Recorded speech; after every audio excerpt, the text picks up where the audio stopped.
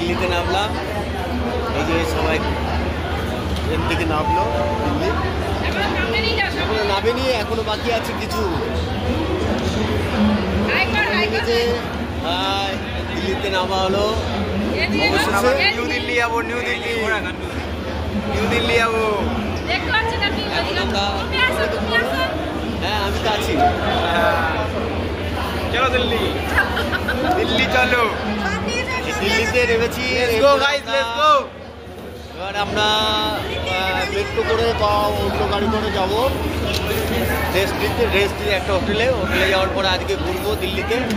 তো রাত্রেবেলা আবার ট্রেন আছে আমাদের কাটরা যাওয়ার, তারপরে ওইটা নিউ দিল্লি থেকে ওই ট্রেনটা। আপনার সে এগোচ্ছি, ওখানে গিয়ে রাত্রে ট্রেন ধরবো। রাত্রে বলতে 6টার সময় ট্রেন আছে, তো কিছুক্ষণের মধ্যে নিউ দিল্লি পৌঁছে যাবো।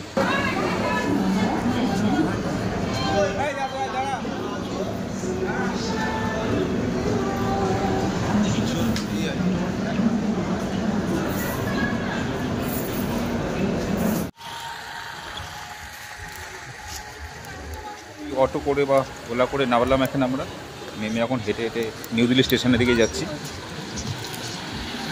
ওখানে কিছুক্ষণ ওয়েট করবো, ওয়েট করার পর ট্রেন ধরে আবার সোজা কাটরা। রাত্রে ট্রেনের ভিডিও করতে পারিনি, তো খুব ক্লান্ত ছিলাম, শুয়ে পড়েছি খাওয়া দাওয়া করে। তো সকলে এই পৌঁছে গেলাম, কাটরা স্টেশন থেকে শুরু করেছি। এই জাস্ট কাটরা স্টেশনে পৌঁছালাম আমরা সবাই মিলে। লাগেজ পত্র সব নিয়ে ফেলেছি, ধীরে ধীরে আস্তে আস্তে হোটেলে দিয়ে এগোবো। নেক্সট বৈষ্ণোদেবী যাবো। ঘুরে ঘুরে দেখাচ্ছে আপনাদের। ওটা আপনার বন্দে ভারত ট্রেন দাঁড়িয়ে আছে, কিছুক্ষণ পরে ছেড়ে দেবে হয়তো। বাকি এখন আমরা এখানে একটু সময় কাটিয়ে হোটেলের দিকে এগোবো। তারপর হোটেল থেকে রেস্ট করে ফ্রেশ হয়ে আমরা বৈষ্ণোদেবীর দিকে যাত্রা শুরু করব।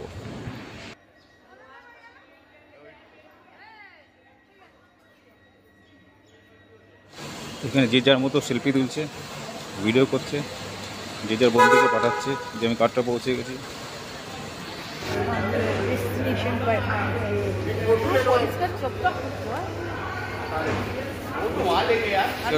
মনে হচ্ছে একটা চাদর দাও, খুব ঠান্ডা লাগছে।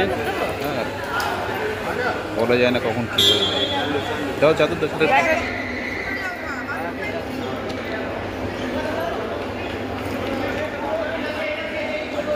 এই ইচ্ছা দৌড়াচ্ছে না, এটা বন্দে ভারত ট্রেনটা ফেল করেছে, মিস করেছে। আমরা ভিডিওটা পুরো দেখাইনি, কিন্তু এরা লাস্টে ট্রেনে উঠতে পারিনি, দৌড়ে গিয়ে ট্রেনটা ছেড়ে দিয়েছে।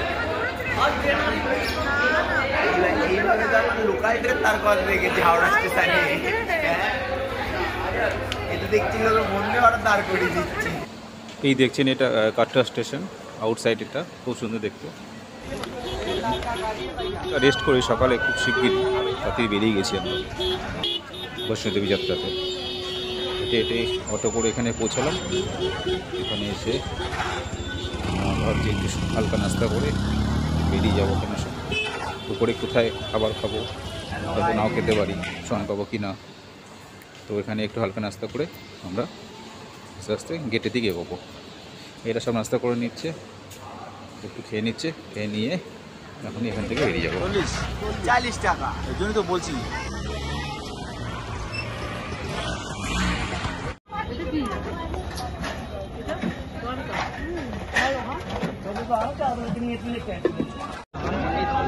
আচ্ছা, এটা হচ্ছে মেন গেট বৈষ্ণোদেবী যাত্রা শুরু করার আগে। এই গেট থেকে চেকিং করে তারপরে যাত্রা শুরু হয়। আমরা সেই জন্য এখান থেকে লাইনে করে আস্তে আস্তে গেটের দিকে এগোচ্ছি। এখান থেকে চেকিং পর্ব শেষ করে তারপর আমাদের যাত্রা শুরু করবো। এখান থেকে আমাদের যাত্রা শুরু হয়ে গেছে।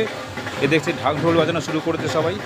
এবার এখান থেকে আমরা যাত্রা শুরু করলাম। এবার আমরা ননস্টপ হাঁটতে শুরু করব, একদম অর্ধকোমরি পর্যন্ত হাঁটবো। ওখানে রেস্ট নিয়ে তারপরে আবার আমরা একদম বৈষ্ণোদেবী গিয়ে পৌঁছাবো।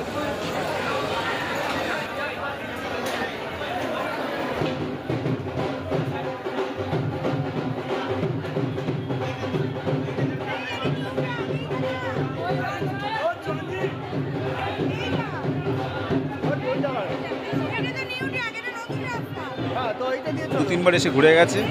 হ্যাঁ, কোনটা সরু রাস্তা, কোনটা মোটা রাস্তা, কোনটা শর্ট, কোনটা দূরে, সব জেনে বসে আছে এখান থেকে।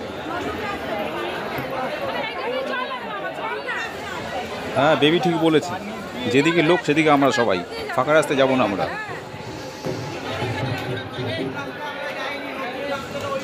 চলো চলতে রহো সাথী, আমরা আস্তে আস্তে গুটি গুটি পায়ে এগিয়ে চলি। শর্ট ফট থেকে ভাবলে হবে না, হেঁটে যেতে হবে আমাদের।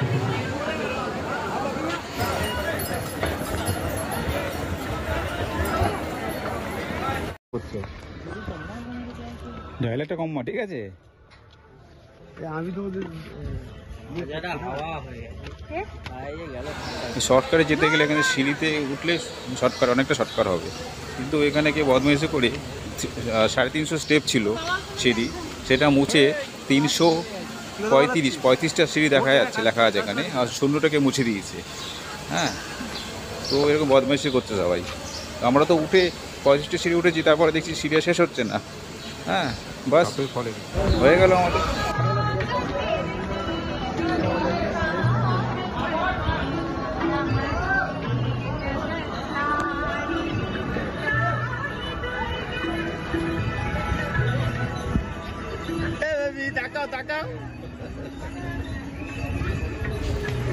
ওদের তাকানোর ইচ্ছা নেই, আর ওকে হেলিকপ্টার করে নিয়েছে সবাই। হ্যাঁ, ও হো, আর এত কষ্ট আর সহ্য হচ্ছে না। দেখো, দুটো শুধু উপরে হা করে তাকিয়ে আছে, কখন সিঁড়ি শেষ হবে।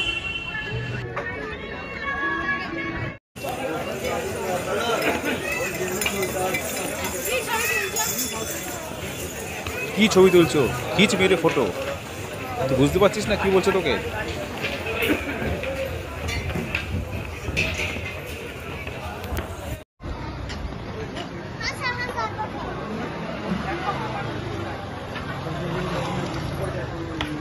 মাতাজি ভিডিও করছো নাকি করছো তুমি? হ্যাঁ, ভিডিও। এখন নাই রে।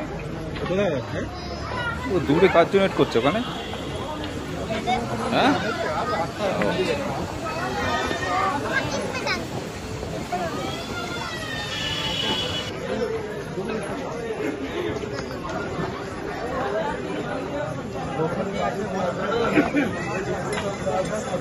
আচ্ছা, এখান থেকে পুরো কাটরা শহরটা উপর থেকে দেখা যায়। এই অর্ধকুমারী এই জায়গা থেকে আপনারা দেখতে পাচ্ছেন পুরো কাটরা শহরটা দেখা যায়। আমরা অনেকটা উপরে উঠে গেছি, কি সুন্দর লাগছে শহরটা।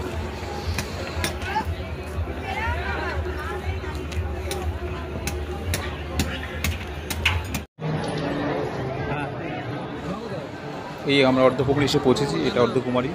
এখানে খুব সুন্দর মন্দির আছে, আমার গেস্ট হাউসও আছে, এখানে আপনি টিফিন নাস্তা সবই করতে পারেন।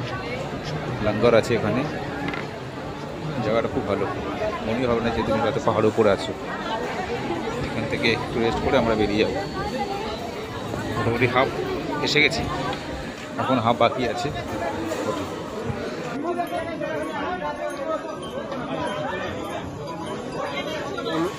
ঘোড়াগুলো দেখে মনে হচ্ছে যে ওদের দুজনকে দুটো ঘোড়া করে দিলে ভালো হতো, কেন ওদের খুব কষ্ট হচ্ছে, ওদের কষ্ট দেখে সহ্য হচ্ছে না।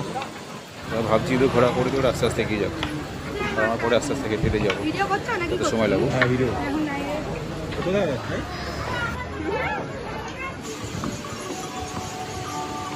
ওদের ঘোড়া ওদের কষ্ট আমার থেকে সহ্য হচ্ছিল না, খুব খারাপ লাগছে। হ্যাঁ, ঘোড়া করে দিলাম, ওরা ঘোড়া করে আস্তে আস্তে চলে যাচ্ছে, আস্তে আস্তে হেঁটে যাই, পৌঁছে যাবো। ওই সামনে পিউ যাচ্ছে আর পিছনে এবি, দুজনে দুটা ঘোড়া করে যাচ্ছে। আর আমার তো মনে হচ্ছে পিউর বেবি থেকে ঘোড়ার বেশি কষ্ট হচ্ছে। ওরা ঘোড়ায় বেরিয়ে গেল, এখন আমরা হেঁটে হেঁটে আসছি, পায়ে প্রচণ্ড যন্ত্রণা করছি, তাই জুতোটা খুলে জুতোটা হাতে নিয়ে আসতে হেঁটে হেঁটে এগোচ্ছি। আর পিছনে ছেলে আছে, সমস্ত আগে বেরিয়ে গেছে, তো দৌড়ে দৌড়ে পৌঁছে গেছে। ওকে বলে আমি দৌড়ে পৌঁছে গেছি বৈষ্ণো দেবী, খুব ভালো। পুরো বসে বিমরুতি, আমি আস্তে আস্তে এগিয়ে যাচ্ছি, কাটিয়ে পৌঁছে যাবো।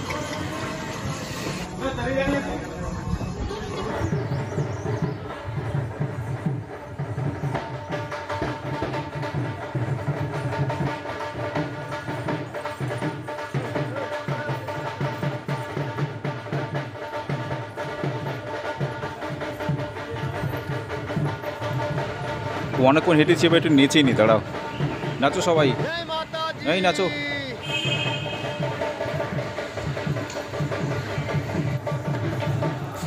ওই দেখছেন ওপর থেকে বৈষ্ণোদেবী মন্দিরটা কি সুন্দর দেখতে লাগছে।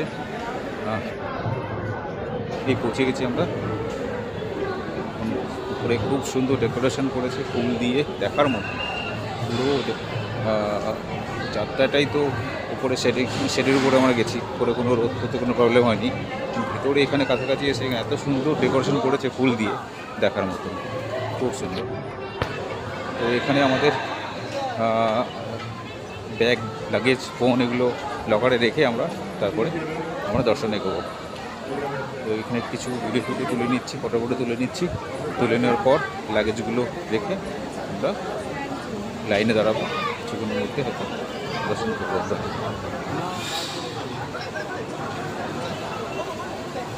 তো তারপরে কোনো ভিডিও করতে পারিনি এই কারণে, এখানে ফোন তো জমা করে দিয়েছি। তো বাকি লাইনে দাঁড়ানো বা দর্শনের কোনো ভিডিও তোলা যায়নি, তুলতেও দেয়নি, প্রশাসন থেকে বারণ আছে। তো আমরা এই ডেকোরেশনগুলো করে ফুল দিয়ে সাজানোগুলো তুলতে গেছি, ততক্ষণ পর্যন্ত ফোন আমাদের লকারের মধ্যে রাখিনি, তাকে ফটো তুলেছি।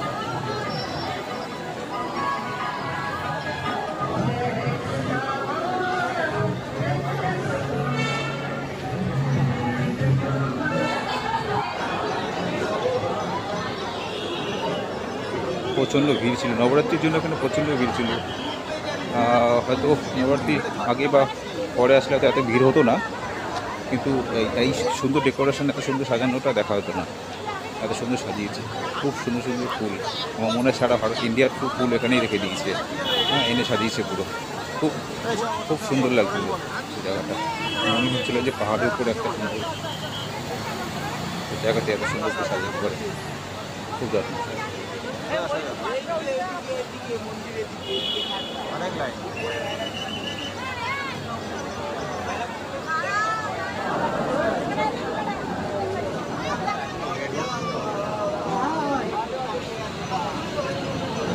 অনেকটা জায়গা জুড়ে বিভিন্ন রকমের, বিভিন্ন জায়গায় বিভিন্ন স্টাইলের সুন্দর ডেকোরেশন করেছে, দেখার মতো। সব দেখাতে পারিনি, দেখি ভালো লাগছে।